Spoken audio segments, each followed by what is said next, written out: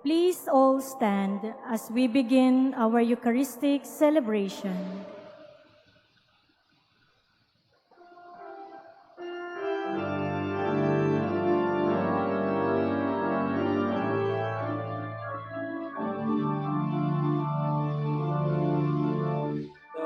Dakilang pag-ibig saan man manahan, Diyos ay naroon,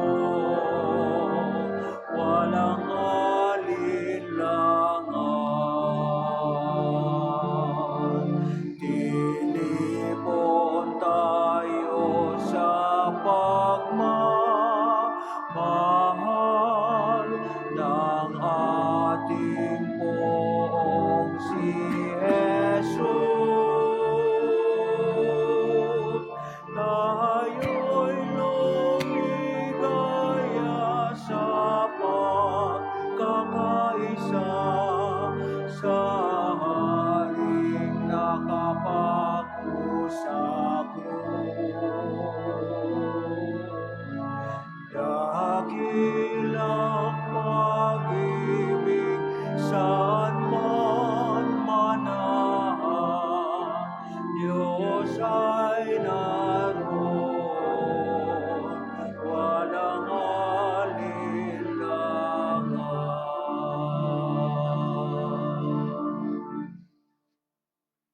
We gather in the name of the Father, and of the Son, and of the Holy Spirit.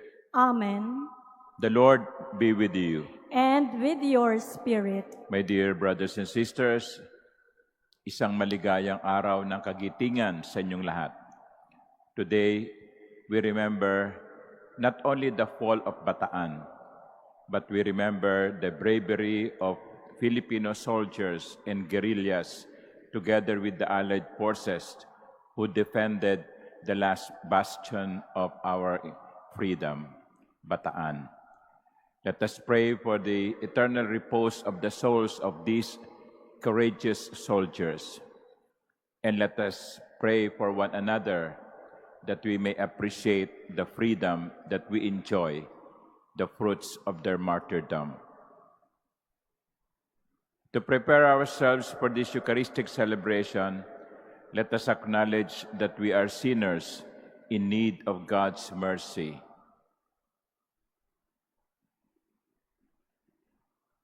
Lord Jesus, you raised the dead to life in the Spirit. Lord, have mercy. Lord, have mercy. Lord Jesus, you bring pardon and peace to the sinner. Christ, have mercy. Christ, have mercy. Lord Jesus, you bring light and hope to those in darkness. Lord, have mercy. Lord, have mercy. May Almighty God have mercy on us, forgive us our sins, and bring us to everlasting life. Amen. Let us pray.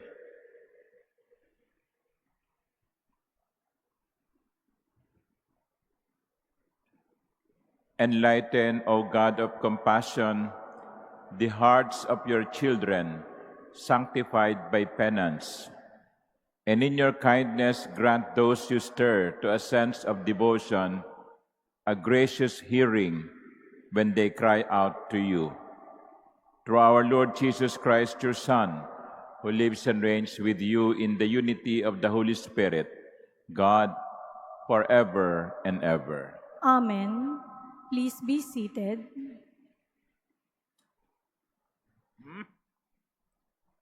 A reading from the book of the prophet Daniel.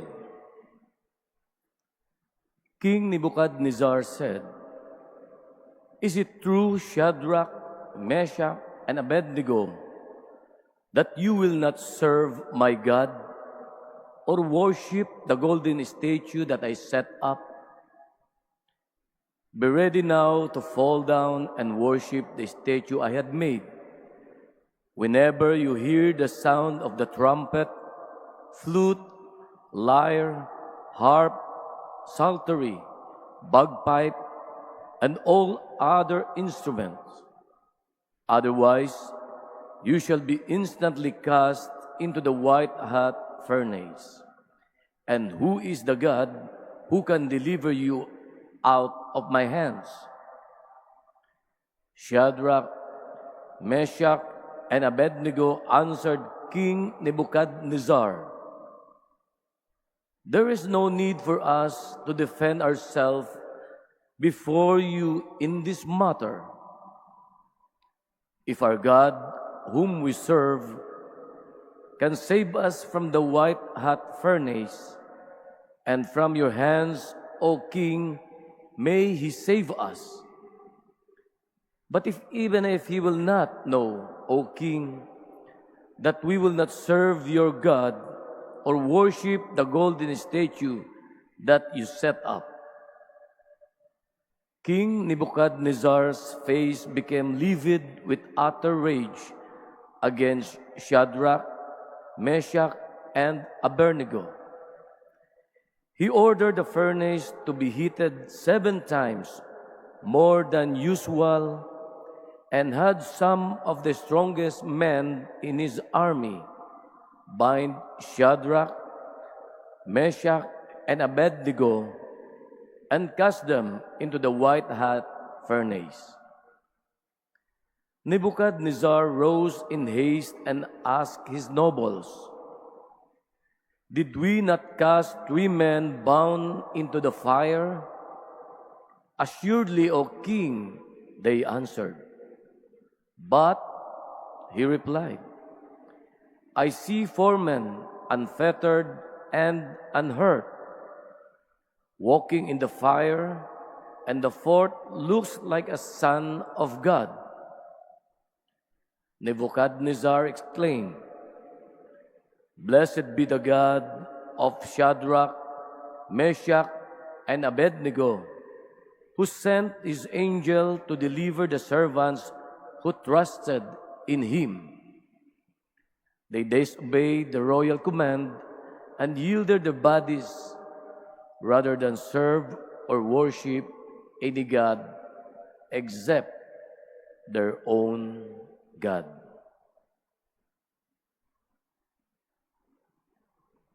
The word of the Lord. Thanks be to God. Glory and praise forever. Glory and praise forever. Blessed are you, O Lord, the God of our fathers, praiseworthy and exalted above all forever.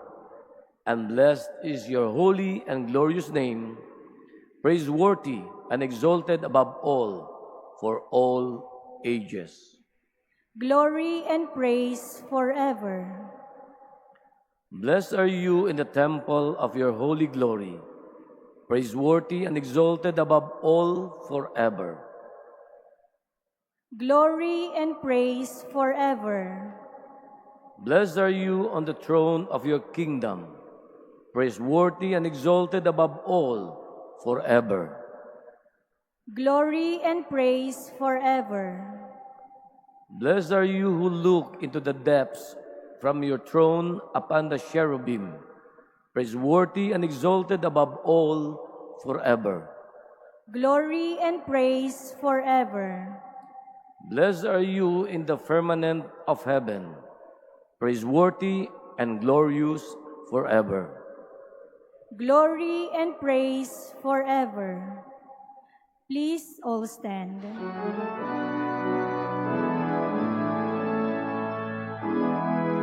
Luwalhati at papuri, Panginoong Jesucristo. Luwalhati at papuri, Panginoong Jesucristo. Blessed are they who have kept the word with a generous heart and yield a harvest through perseverance.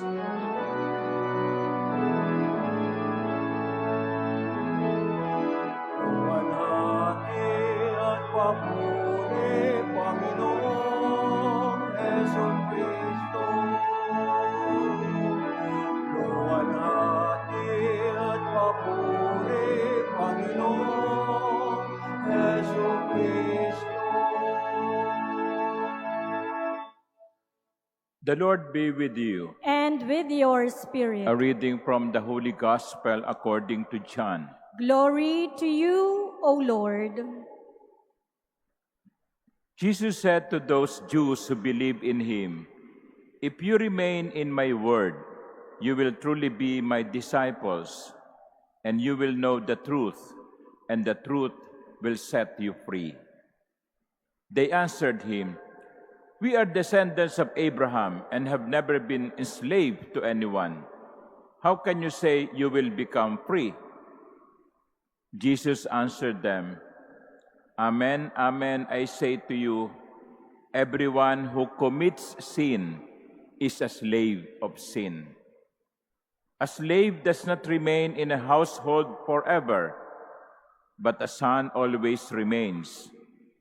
So if the Son frees you, then you will truly be free. I know that you are descendants of Abraham, but you are trying to kill me because my word has no room among you. I tell you what I have seen in the Father's presence, then do what you have heard from the Father." They answered and said to him, "Our father is Abraham." Jesus said to them, "If you were Abraham's children, you would be doing the works of Abraham.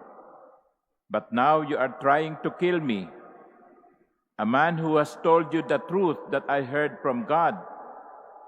Abraham did not do this. You are doing the works of your father." So they said to him, "We were not born of fornication. We have one Father, God."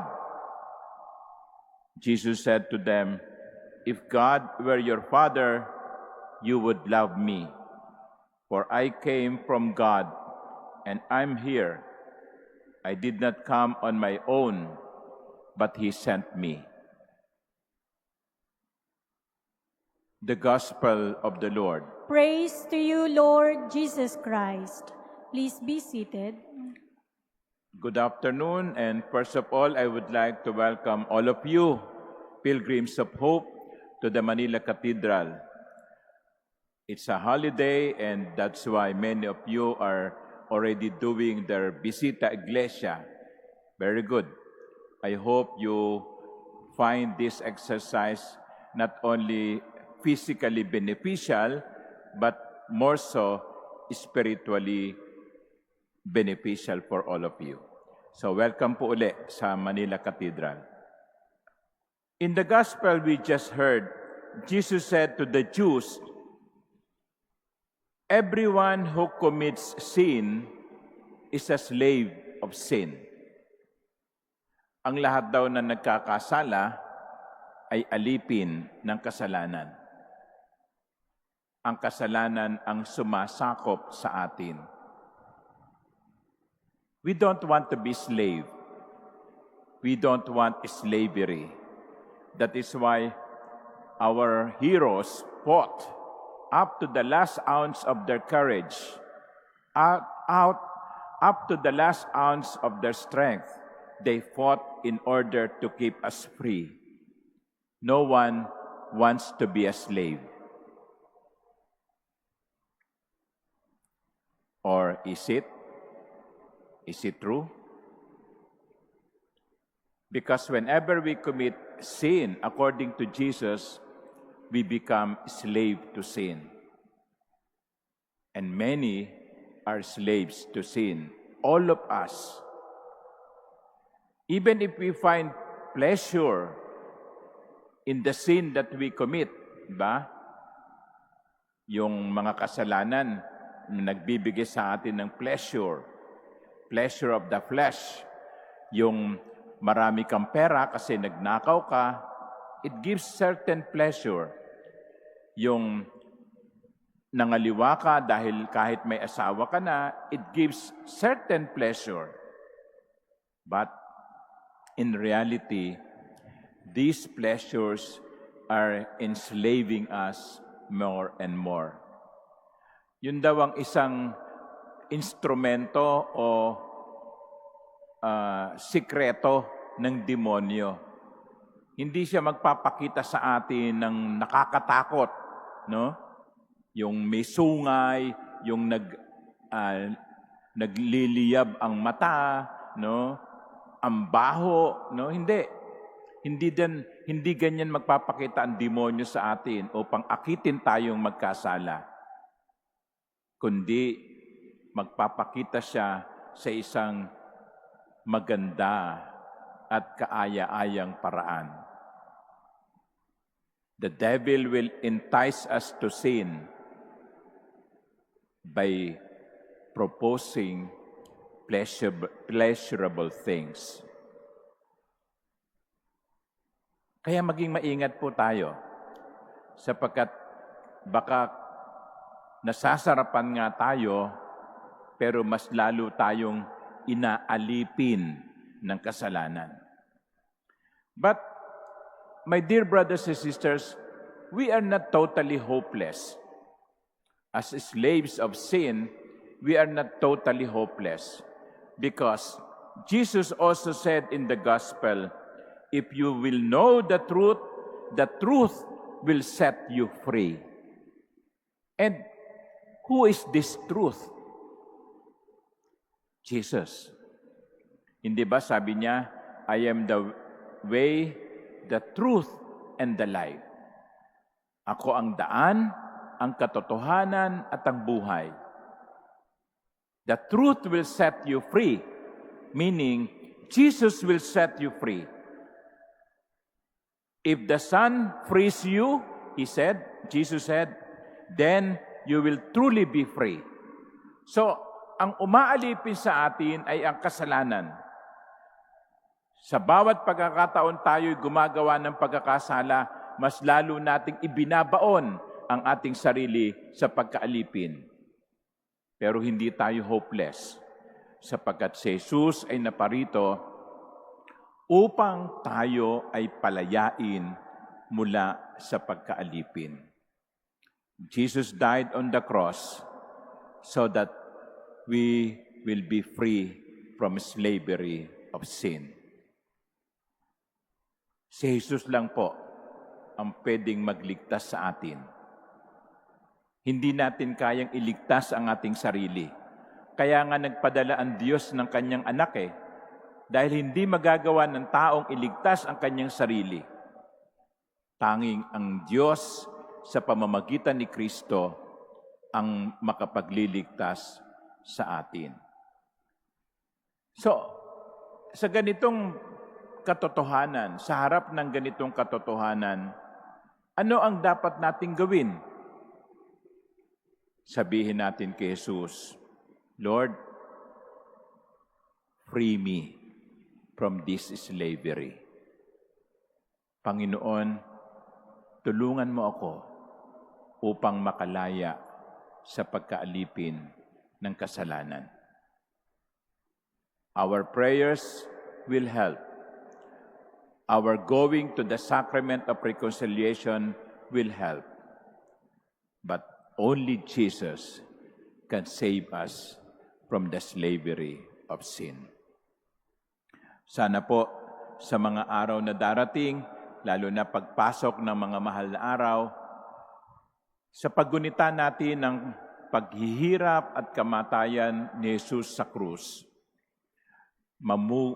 magmula sa ating mga puso ang pasasalamat at ang pag-asa na tayong lahat ay hindi dapat mawala ng pag-asa sapagkat meron tayong tagapagligtas, si Kristo. Amen.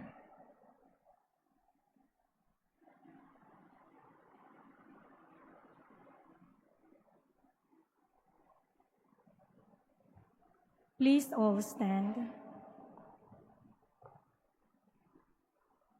God is the limitless source of truth, freedom, and power. We are limited in mind, in spirit, and in body. Let us ask God to bring us and all persons to the fulfillment He intends for us. To every petition, our response would be, Lord, hear our prayer. Lord, hear our prayer. that all who seek the truth may have their minds opened and freed from the message of Jesus and His church. Let us pray to the Lord. Lord, hear our prayers. That our devout practices this Lenten season may serve to free us from bondage of excessive self-concern. Let us pray to the Lord. Lord, Lord, hear hear our our prayer. prayer. That our involvement in the materialism of our day may not deter us in our quest for everlasting life. Let us pray to the Lord. Lord, Lord, hear hear our our prayer. prayer. That the sick, the poor, the prisoners, the ignorant, and all those who suffer may find freedom from their life's burdens. Let us pray to the Lord.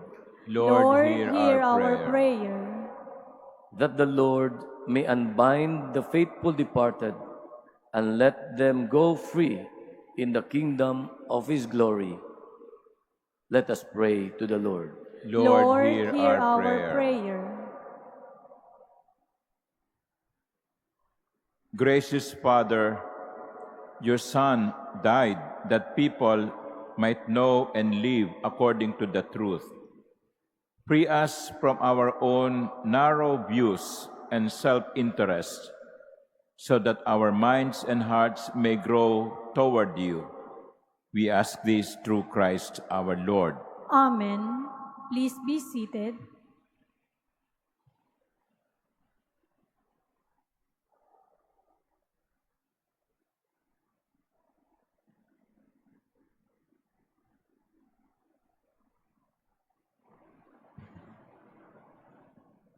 Blessed are you, Lord God of all creation. Through goodness we have this bread to offer, which earth has given and human hands have made. It will become for us the bread of life. Blessed be God forever.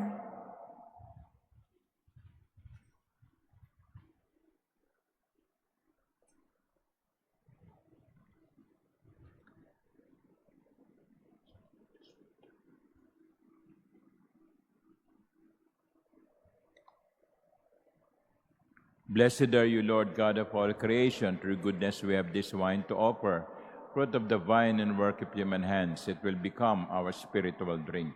Blessed be God forever.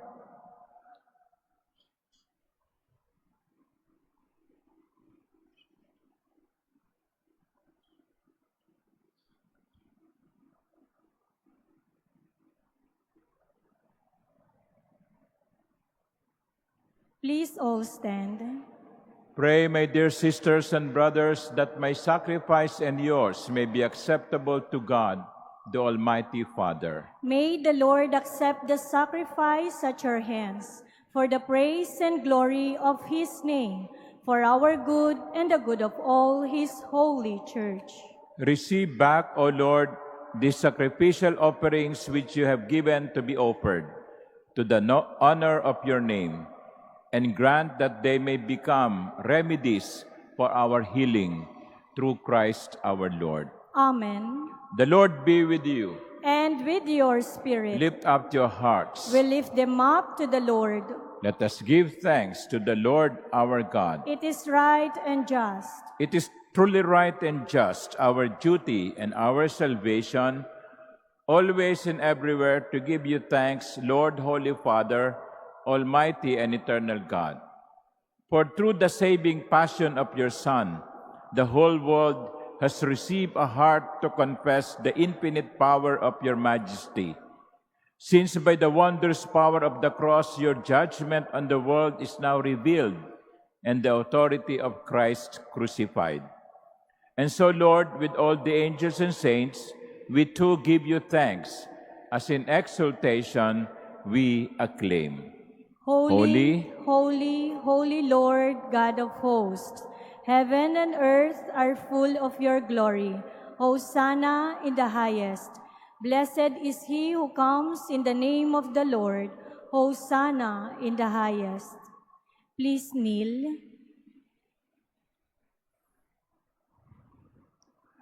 You are indeed holy, O Lord, the fount of all holiness. Make holy, therefore, these gifts, we pray, by sending down your Spirit upon them like the dewfall, so that they may become for us the body and blood of our Lord Jesus Christ.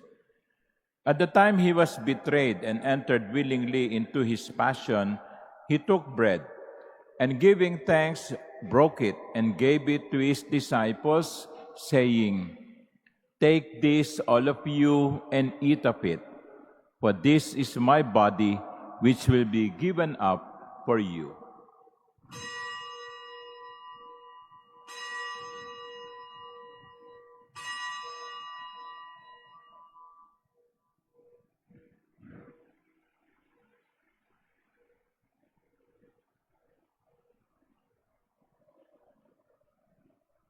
In a similar way, when supper was ended, he took the chalice, and once more giving thanks, he gave it to his disciples, saying, "Take this, all of you, and drink from it. For this is the chalice of my blood, the blood of the new and eternal covenant, which will be poured out for you and for many for the forgiveness of sins. Do this in memory of me."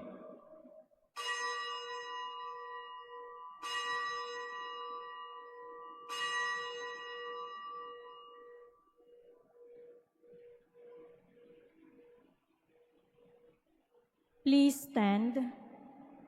The mystery of faith. When we eat this bread and drink this cup, we proclaim your death, O Lord, until you come again.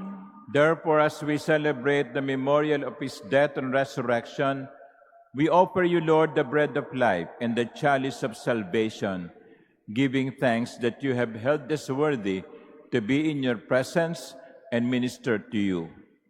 Humbly we pray that partaking of the body and blood of Christ, we may be gathered into one by the Holy Spirit. Remember, Lord, your church is spread throughout the world, and bring her to the fullness of charity, together with Francis, our Pope, and Jose, our Bishop, and all the clergy. Remember also our brothers and sisters who have fallen asleep in the hope of the resurrection, and all who have died in your mercy. Welcome them into the light of your face. Have mercy on us all, we pray, that with the Blessed Virgin Mary, Mother of God, with blessed Joseph, her spouse, with the blessed apostles and all the saints who have pleased you throughout the ages, we may merit to be co-heirs to eternal life and may praise and glorify you through your Son, Jesus Christ. Through him, and with him, and in him, O God, Almighty Father, in the unity of the Holy Spirit, all glory and honor is yours forever and ever. Amen. At the Savior's command and formed by divine teaching, we dare to pray. Our Father, Who art in heaven, hallowed be thy name, thy kingdom come, thy will be done on earth as it is in heaven. Give us this day our daily bread, and forgive us our trespasses, as we forgive those who trespass against us. And lead us not into temptation, but deliver us from evil. Deliver us, Lord, we pray, from every evil. Graciously grant peace in our days, that by the help of your mercy, we may be always free from sin and safe from all distress, as we await the blessed hope and the coming of our Savior, Jesus Christ. For the kingdom, the power, and the glory are yours, now and forever. Lord Jesus Christ, who said to your apostles, "Peace I leave you, my peace I give you," look not on our many sins, but on the faith of your church, and graciously grant her peace and unity in accordance with your will, who live and reign forever and ever. Amen. The peace of the Lord be with you always. And with your spirit. Let us offer each other the sign of peace.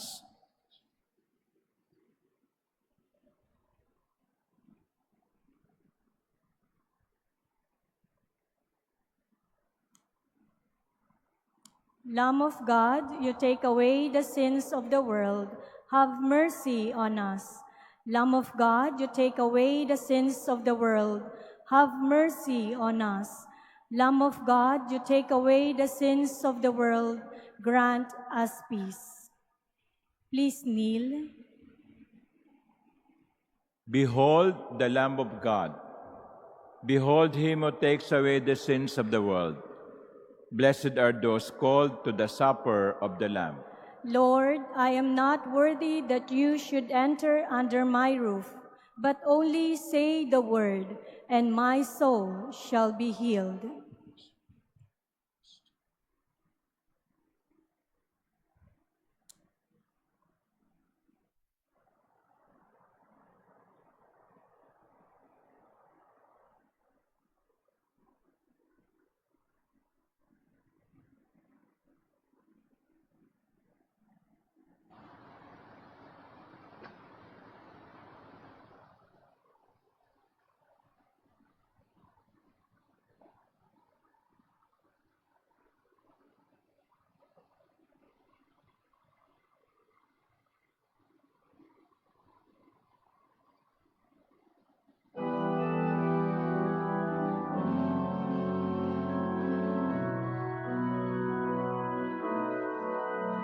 Ilikha mo kami ng sangbagong puso, hugasan ng kamay, nabasa ng dugo, linisin ng diwang sa halay ay puno.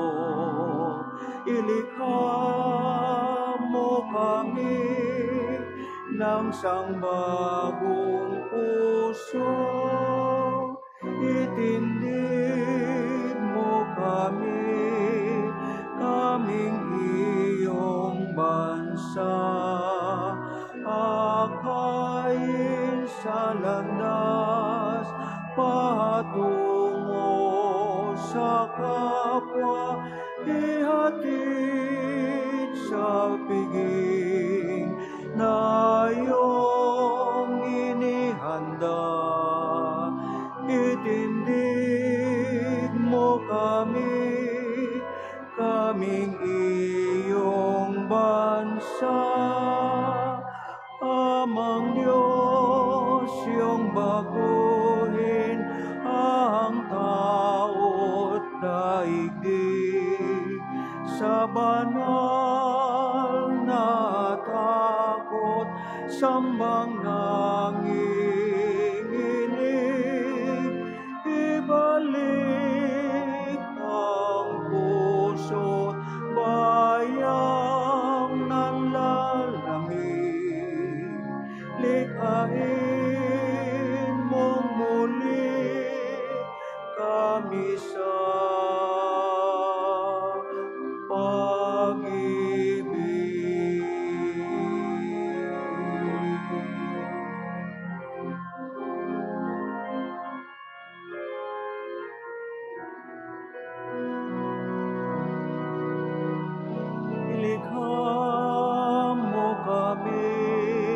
ng sangbagong puso, hugasan ng kamay, nabasa ng dugo, linisin ang diwang sa halay ay puno.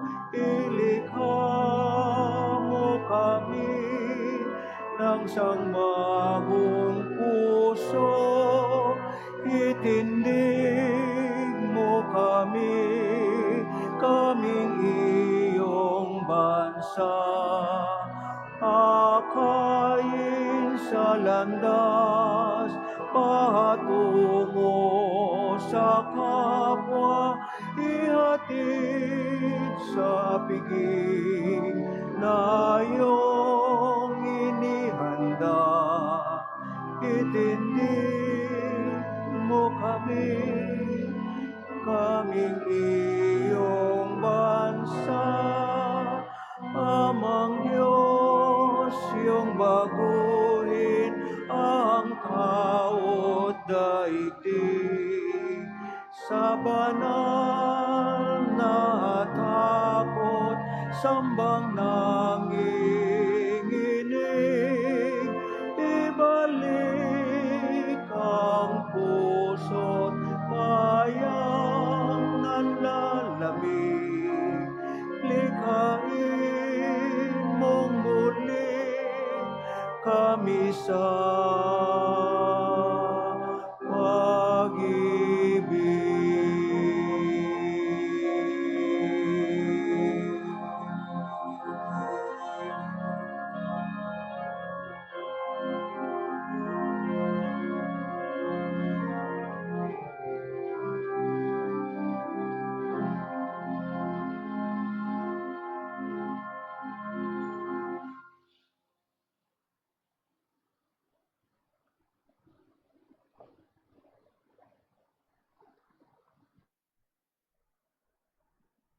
Please all stand. Let us pray.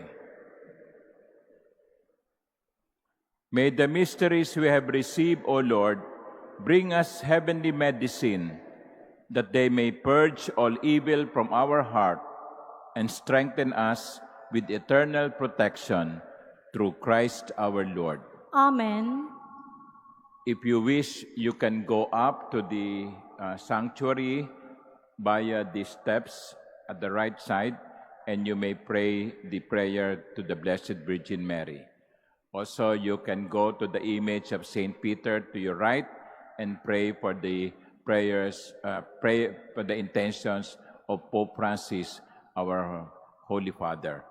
And to the right or left side, when you're facing the cathedral, the first chapel, there is the Jubilee Cross, and before there, you can pray the prayer for before the Jubilee Cross. And next to the chapel is the baptistry, and you can enter and pray also or make your renewal of your baptismal vows. So these are the points of prayers inside the Manila Cathedral. And tonight, we are inviting you once more to the Wednesday Family Rosary, which is a live stream via our Facebook page, the Manila Cathedral.